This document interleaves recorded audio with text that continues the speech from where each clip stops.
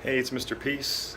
Just got done sharing my heart at MHG, Mary Helen Guest Elementary School in Walled Lake, Michigan.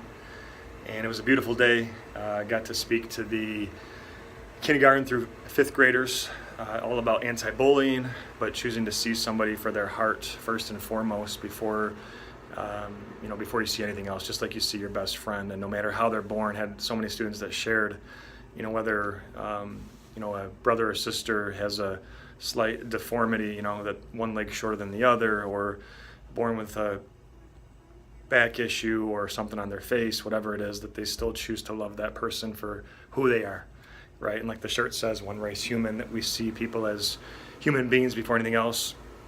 And like the heart concept, a heart as big as our fist, that if we fully let love, kindness, peace, and respect enter this, that we can turn that into this. One finger's ourself, the other is someone we're trying to lift up higher than ourself, by how we choose to treat them, right? And hopefully that's with kindness and with this unconditional love and compassion and empathy. And so it was just an amazing day that these kids really, got the concepts. They also understood that we're all miracles. Had a lot of students that already drew this on their hands, the M with the lines on each of our palms. We have the M, letter M for Mary Helen Guest, right? No, M for miracle, and W for worthy, that we're worthy of love to give it and receive it, and that once we truly buy into that and understand our worth and our value, then it's up to us to go and be the light to someone else's heart and share that with them.